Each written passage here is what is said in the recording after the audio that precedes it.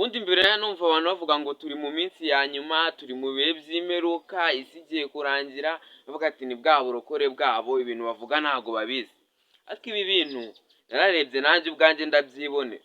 None ni gute witerura umuntu atunze imodoka, ahora mu gasuti, akurusha amafaranga, mbese nyine arakize, ni umuntu ubayeho neza, nta kintu umurusha, warangiza ukavuga ngo ni umukozi w'Imana.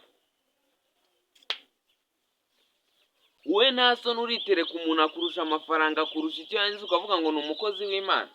Iyo Mana yamuhembye ryari? Uretse turebane ino video maze dukomeze. Zamura ibiganza dufatanye muri iri teraniro. Haleluya, haleluya. Iravuga ngo nta wera nk'Uwiteka. Niwe power fund sandima. Meriato wa sinema. Imiheto y'intwa Imana ije kuyivunagura. Vunagure no ku buzima bwawe kandi. Vunagure kuri konte, yivunagure yishyura imyenda, yivunagure kuri keredi, yivunagura huri na ubwene gihugu Imana yakujyanye yavuze. Zamura ibiganza rata twafashe. Ndafashijwe Mana. Ababashije kubyumva neza ku itangiriro ry'ino video, uno mupasiteri yavuze ngo muzamure ibiganza muri iri teraniro. Mu by'ukuri nta teraniro ryari rihari, nta bandi bantu bari bahari, yariwe n'umunyamakuru uri kumubaza. Uretse turebe ino video tuyumve neza, abatabashije kumva tujyane neza mbere ku kuntu bari kudutuburira natwe mu buryo tutazi. Zamura ibiganza dufatanye muri iri teraniro. Haleluya, haleluya.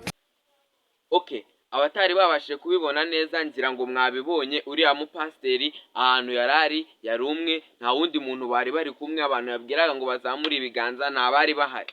None aba bapasiteri bamaze kumenya ko hafi y'igihugu twese turasenga, nta muntu utemera Imana, dukunda Imana nyine, twizera Imana nk'umwami n'umukiza. None aba bapasiteri bamaze gusobanukirwa ko ijambo ry'Imana ryaducengeyemo, tuyikunda, tunasenga, ibintu by'iyobokamana tubyitabira cyane, noneho barangije babikoresha nk'intwaro yo kudutuburira, bo bakinjiza amafaranga, twe tukizera ibidari, bigatuma none n'ukwizera kwacu kugenda gushira, kuko batwizeza ibintu bikabura. Ukumva umuntu araje, ibi bigiye kugenda gutya, ukamuha amafaranga, wamara kuyamuha ntibibe, warangiza icyaha ukagishyira ku Mana.